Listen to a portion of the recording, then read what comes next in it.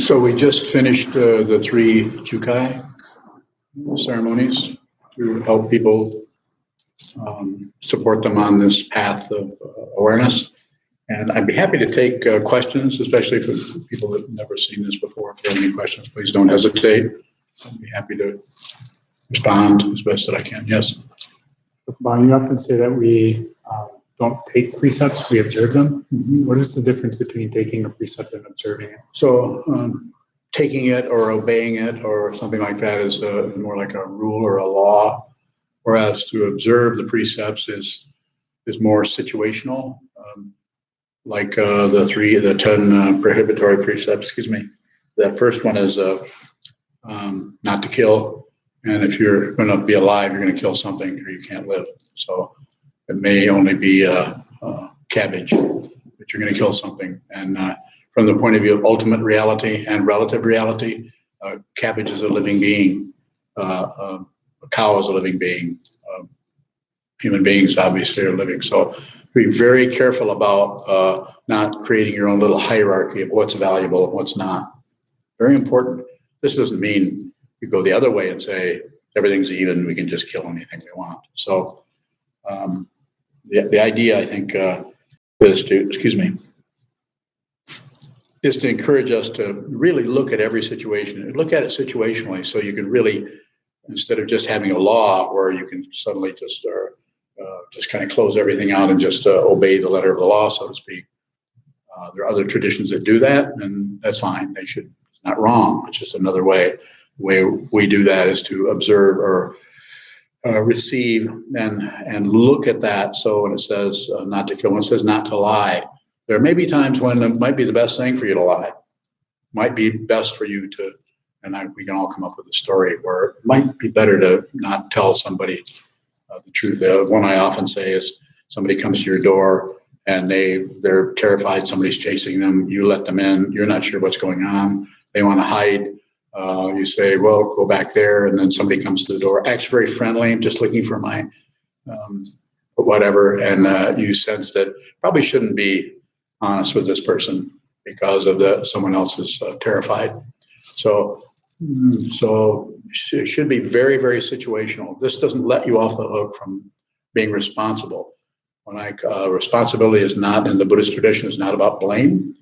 It's not about credit or blame. It's about the ability to respond. In other words, you have the ability to respond to each situation as it is, and you are responsible for how to act ethically, appropriately, respectfully with each person, rather than just shut out who's in front of you and follow some letter of the law where this person needs to be killed because they killed somebody else, which is what is done in our primitive society quite often. Not only quite often, all the time. It's rare to find a society where the ethics are based on your heart rather than your paranoid thinking process. More? Yeah. What's so painful about not having any more war there? In terms of the change of mark, it was really visceral. Talk about that to the point where it seemed painful. And I'm wondering what is that sense of pain? So, it's knowing that you can't go to war with war, even though war shows up. War is knocking at your door. You can't go to war with it. It's you're done with that, and that doesn't mean that you won't be suffer. That you won't have difficulty with that. But there has to be, at some point, you have to fundamentally stop going to war. And that might involve seeing how warlike you are. So the painful part is seeing that you just can't turn that off. If you just went to war with something or somebody or your own mind yesterday, you might realize you probably aren't going to be able to shut that off right away. What do you do with that? Continue to look the way you keep objecting to your life by going to war. Don't agree with anything, don't object to anything, and don't distract yourself or look away from anything. This is called awareness. This is the nature of the Buddha's dharma, the Buddha's truth. Buddha's truth is nothing is separate from anything else. It just looks that way. Mainly it is mistaken identity, meaning that you, me, us, we all think we are somebody that needs protection or needs advancing, or shouldn't be dismissed, or so on. Yes. You have a question? Go ahead. It seems like the precepts could be very personal and the vows, and we could do that on our own and connect with those. Yeah. So what is the benefit of doing it formally with a teacher? So the three jewels in Buddhism is called the Buddha, the Dharma, the Sangha. The Buddha is someone who is sane. It may be the historical Buddha, it may be a Buddhist teacher. And the Dharma is the truth that he taught, which is everything is dependently arisen. There's not a separate being anywhere. The worst being you've ever met and the most wonderful angelic being you've ever met are not separate from each other. If you think they are, you'll fight, you'll go to war, and you'll be afraid of some things and you'll be totally in love with other things. Just a misunderstanding. So in order to have the Buddha as the example, the Dharma is the truth that he taught, and the Sangha, the community, in order to use that structure, that gives you a way of having a mentor, someone that you can talk to. It gives you something that you can study or understand, which is 2,500 years of cumulative teaching, not revealed. The Buddha didn't reveal anything. He was a man. He ran into suffering in his own life in an ancient kingdom and decided to find out what was fundamentally true. So what he found out is dependent origination. Pratitya samutpada. Everything is dependently arisen. There's no separate thing anywhere. No separate being. Separated, yes, but not fundamentally separate. And that fundamental situation is what Buddha is talking about. And then the community of people that are all working possibly under the same teacher and trying to clarify or try to live a sane, uplifted life where they're supporting themselves and others. It is not a belief system. Buddhist, if someone is actually practicing Buddhism, they don't necessarily believe in anything. They don't believe in Buddhism. I don't believe in Buddhism. Belief is, this is how belief looks over here. Not to someone who believes. That's your path. You should do whatever you feel like you should do. But the idea here is when you believe something, you've stopped investigating. Someone on the Buddhist path never stops investigating. Take nothing for granted. Don't even take your teacher for granted. Don't take the Buddhist teachings for granted. Find out for yourself. It is a path where you sit down, hold still, and see, witness your own craziness rather than try to shut it out or cover it up or justify it or blame someone else or blame your family or blame causes and conditions or your terrible karma. So being fundamentally responsible is the path. And how do you do that? You look at how irresponsible you are. You have to look at the negativity in order to fundamentally train yourself. So Buddhism is called a non-theistic? Yes. So what is non? Non-theism is just means it's just a different kind of spiritual path. Not better, not worse. It's just a different way. Some people can't do a theistic, having some kind of a deity that they worship. They can't do it that way, so therefore they might not even go that way, and then they might stumble into the Buddhist teaching and find out you're not asked to believe anything. It's not that some Buddhists don't have a belief situation going; they do. So it's non-theistic. In other words, there is no authority. Get your own authority. Yes.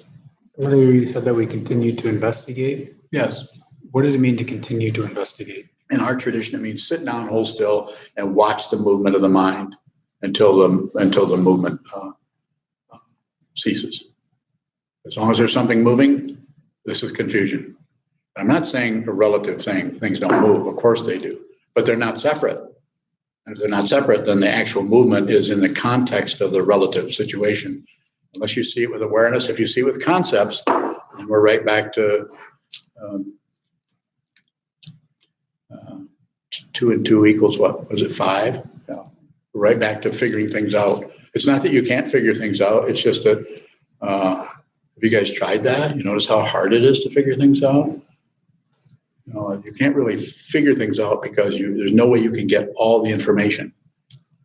There's always something missing. So,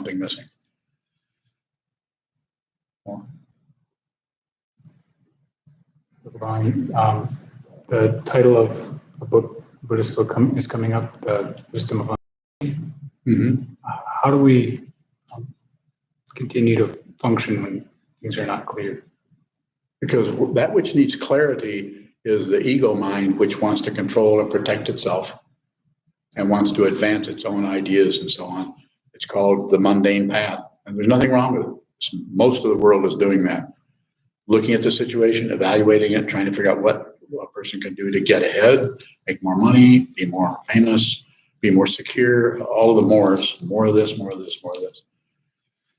Whereas from the point of view of these teachings, the wisdom of insecurity means that you're finally going to be able to look at your own insecurity without covering it up with ideas, beliefs, opinions, conclusions, exclusions for that matter, and you're willing to look at the insecurity. This is the beginning of wisdom. Wisdom is not has nothing to do with thought patterns. It has to do with a fundamental openness that doesn't see anything separate from itself.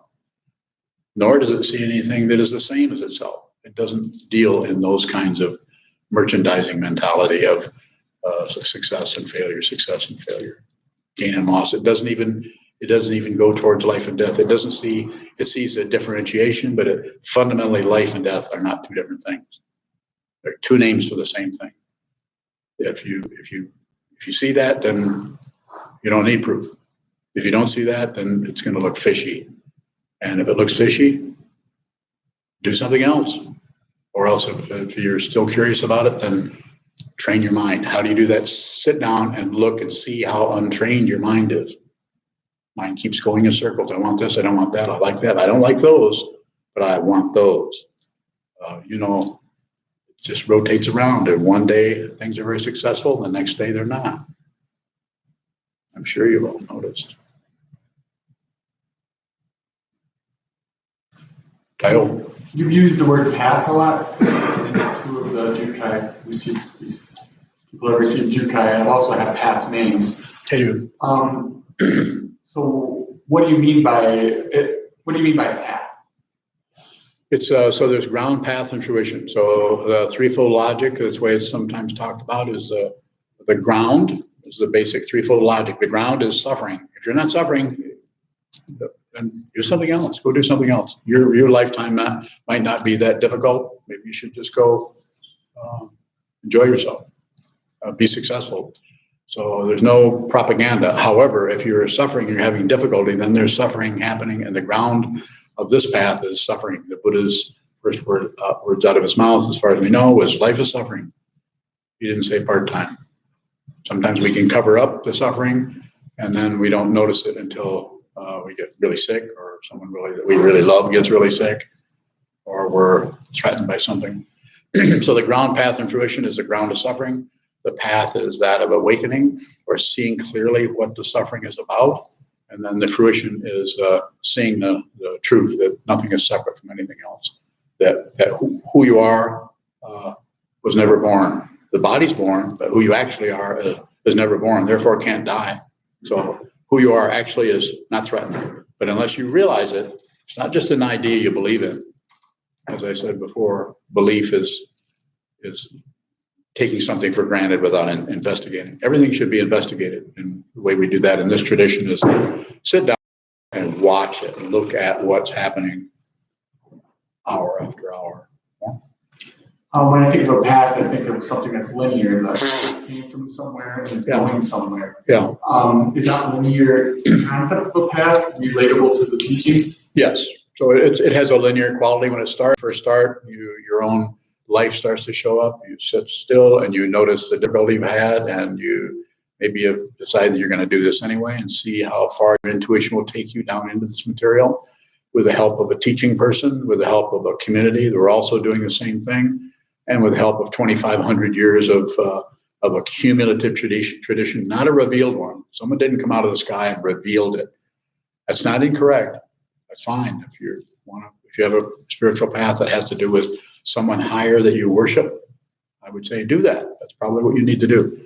But if that doesn't work for you, then maybe this non-theistic or non-God-centered or creator-centered. It doesn't mean that there isn't some kind of a center happening, but it just means that don't ignore the fringe. You can't have a center without a fringe. And most centers are ignoring the fringe. More? So I own a school called Pathways, and I'm wondering, I've asked myself, where does the pathway lead? And I guess I'm asking you that question now, where does the pathway lead? This one? Yes, freedom. Not a relative, not freedom from something, and not freedom to do something, fundamental freedom. No more cage of your afflictions. Your passion, aggression, ignorance no longer form a cage around you, so that you can't move. You can't really love because you're terrified of losing someone. You can't really appreciate something because you're maybe thinking you might be wrong. So second guessing yourself all the time. Not everybody's doing that, but some are. So you're fundamentally free. Nothing can threaten you. Even death can't threaten you because you are no longer solely identified with this body mind. In this case, this old man. It's there, but it's not you.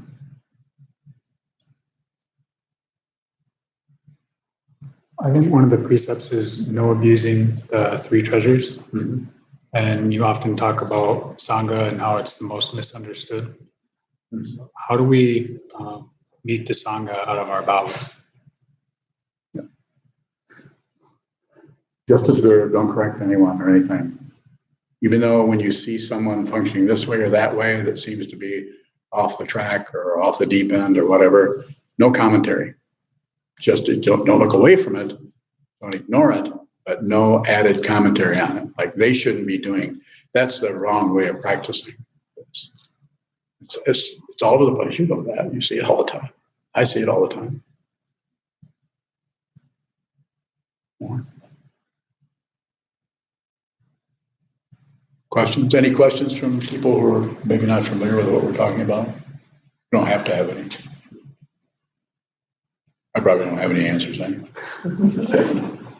Yes. Are we alone on the path? Both. You're alone insofar as your practice, you're alone, but you're not alone in that other people are doing the same, something very similar. And the teaching person, if you have a teacher, then you also have that person to connect with. And each person uses that dynamic differently. In ancient times or in ancient cultures and so on, it was much different than it is here in our culture, much different. Yes. Shoka asked a question about Sangha, and you responded, don't look away when someone's doing something wrong. That you might think was wrong. Yeah. What constitutes what's wrong on the path? Your projections about it. There isn't anything to correct.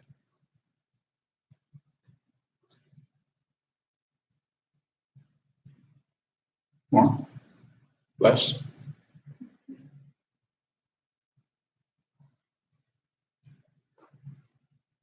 Yes. So during the ceremony, you gave two names, a private name and a public name. What's the significance of each? Yeah, so it's been handled differently in ancient times.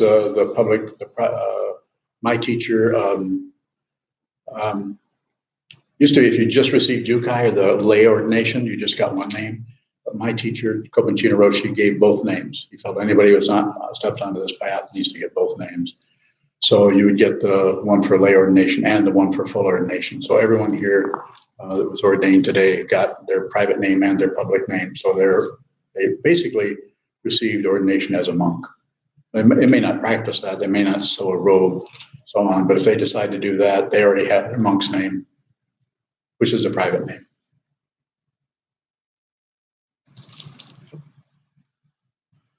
That's the case. And again, I would say people shouldn't do it unless they have to. Somebody say, well, I've had people sometimes ask me, well, should I, I'm thinking of it's not here, has asked me, should I do that? And I say, no, don't. A person that's been a student of mine for a long time, no, you shouldn't do this unless you have to. It's not that kind of thing. You can practice this path without ever receiving vows. You don't have to do it. It's up to you. Yes. What do you think constitutes a path? I don't know. It's choiceless for me. I couldn't. I tried to avoid it for years. What? Just something within you? Oh, it's probably not in the laundry room. It's probably within you. It's something about your particular dynamic that you see. You're meditating, you're studying this, and then it's going to show up in different ways. For some people, they know right away. I have students right now that have asked me, I've only known for a few months, right away they want to do this, and that's correct. They should do it. And I'll push on them a little bit to see if that's really what they want. And other people have been practicing for many years. And some people take a long time. Gary's like 12 years. 12 or 13 years. Yeah. And finally thought, I don't know if I can trust this guy or not. Maybe he'll kick off before I get around to finishing my rocks. We had to hurry this. Maybe you'll kick off. Yeah, I know. You came pretty close. Yeah. I was thinking, I wonder if he's going to make it. You made it. I made it. We're here. So we do this. It's a mutual thing. It's something that you do together with someone. It's not something you do all by yourself. And as I said before, shouldn't do this unless you have to. It should be really, really strong because it's not a good thing to start and then stop doing. How do we work with our names? Your name is Ondo, Path of Grace, and then you should just use that in the Dharma setting. Some people, I get a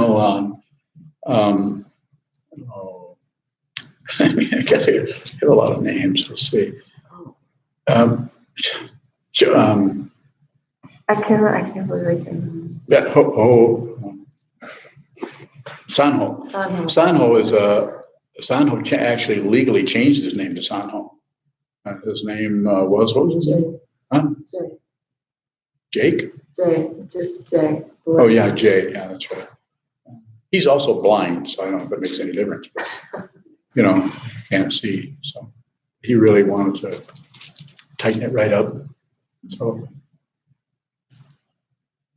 So you would always use it in a Dharma setting, like here in with a Sangha, with a community, but not necessarily in your everyday life. That'd be up to you. That'd be kind of odd.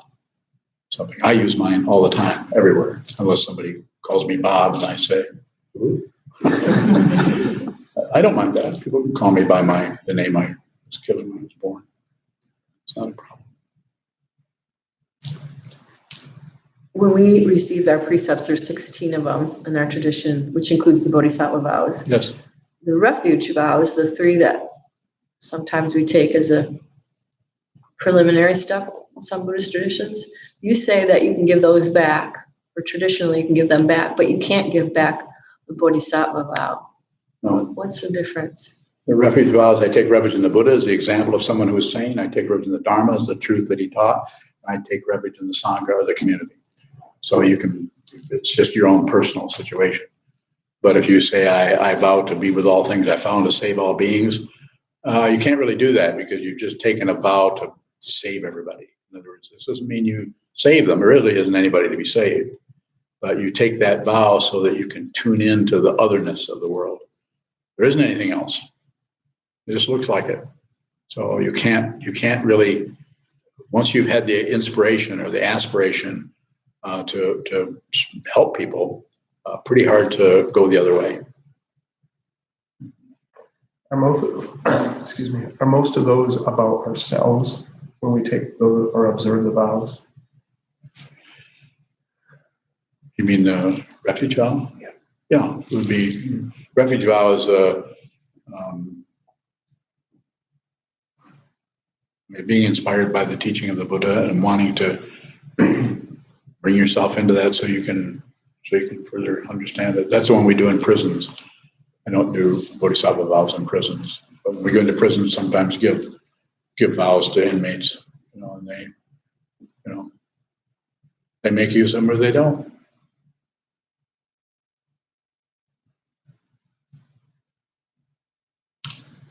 You say, don't do anything unless we have to, and you also say, don't conclude. Do you make a form of a conclusion when you do something that you have to do? So when I say don't conclude, I know you can't help but conclude. I conclude. But if I say don't conclude, then you'll be more aware of the way you continually grasp at something and have an opinion, idea, a concept, a conclusion about something. And it's about, insofar as you can, just notice the way that you're doing that. And if you watch the way you do it, if you try not to do it, you notice you can't succeed at it. It just happens. And the next thing you know, you're concluding things. You think that person's wrong, or you think you're wrong. But by talking about it that way, it helps us to be more aware of the way our psychology is working over time in various situations with various people and so on. And if you look at that long enough, the conclusion, the tendency to want to conclude things starts to slow down. It takes a while. And we find that we're just less interested in having some kind of opinion. Opinions are not particularly helpful. They protect the ego. Didn't your mom say you should have opinions? Yeah. You gotta have opinions. Well, what's your opinion? I don't have one. Train your mind. That's my opinion. But all that being said, I would say trust yourself. Don't believe anything I say. Do whatever you want to do. I have to have permission to help people, and even when they ask for help, I still don't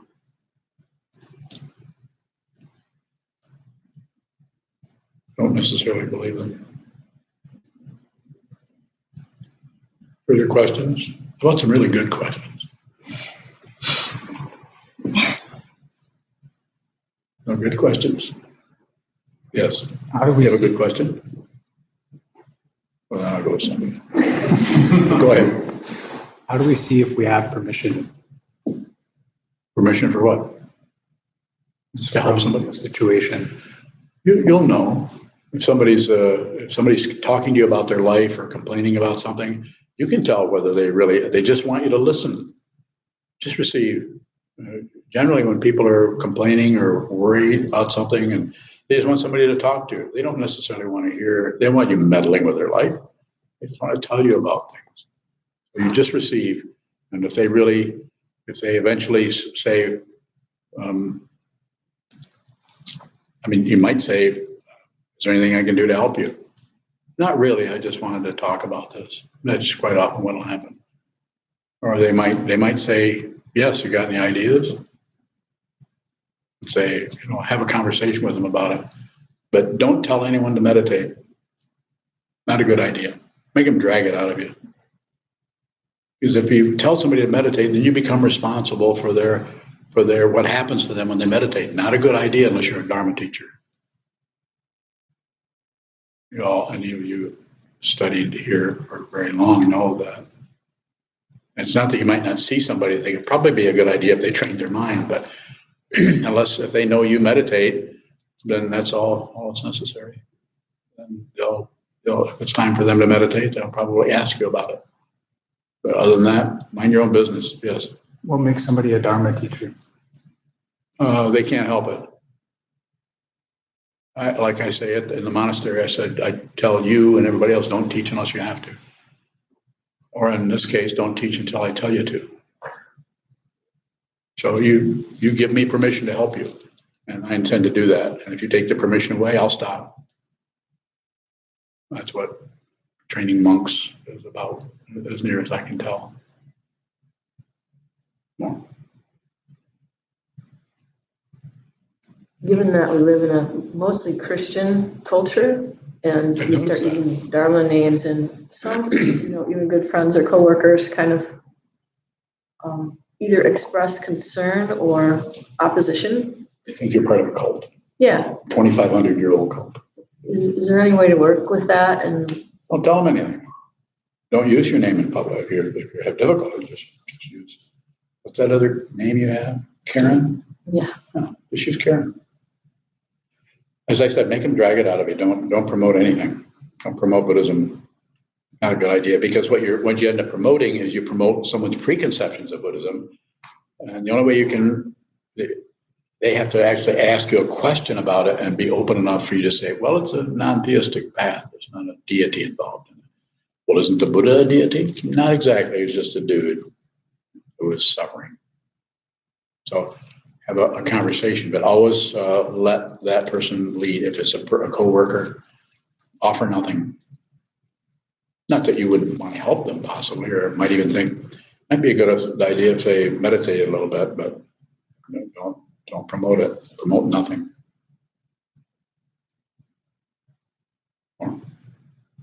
Plus. I've often wondered about just nomenclature in the different, across the different spiritual paths, and the idea of no separation in other paths would be God or the One or universe. What is the difference? From the Buddhist perspective, it's done through the awareness rather than through the conceptualization of it. So people in this tradition right here will talk about we're all one. You'll never hear me say that. We're not all one. We're not separate, which is a much more difficult concept or idea to actually see deeply into. So most traditions have a lot of concepts around it. Buddhism does too, but it doesn't necessarily proclaim that kind of situation. It says we're not separate, that everything is dependently arisen, but this has a singularity to it. Human beings have a singularity, but is dependent on everything else. The simple one is you can't be here without your mom and dad, and they can't be here without their mom and dad. And none of us can be here without millions and millions of years of evolution. That's the way it looks. It might be 7 days. I don't know. I really don't. I don't know how it all came about. All I know is what I see in front of me, and what I see in front of me is not separate, and that includes you. It's not that it's not separated, and that has to be respected. Very important to respect people's confusion and their clarity. If you get those confused back and forth, then you can start to meddle with them based on your idea of what they should or shouldn't be doing. It's quite a bit like quite often parents meddle with their children because they don't understand them. They try to get their children to do things that that child is not ready to do. This doesn't mean you shouldn't tell them to stay out. Don't play with broken plans. More? Any questions?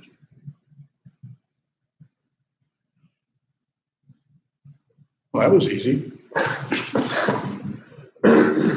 Any other questions? Very good. Thank you so much. Should we dedicate the merit? Hmm? Should we dedicate the merit? Sure.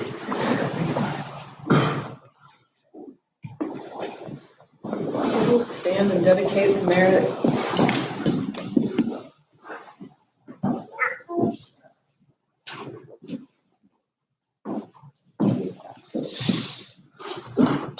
Oh, there we go.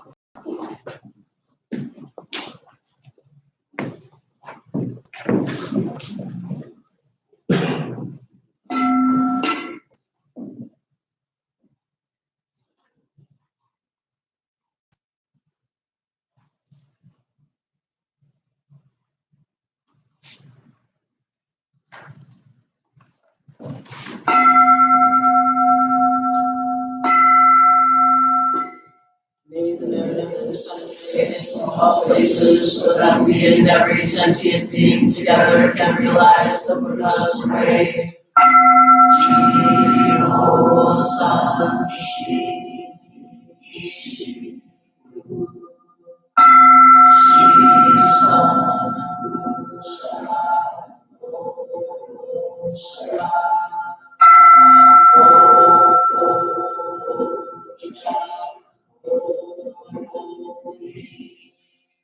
Directions, the three worlds, all Buddhas, all venerable ones, Bodhisattvas, Mahasattvas, the great Prajna, Paramita.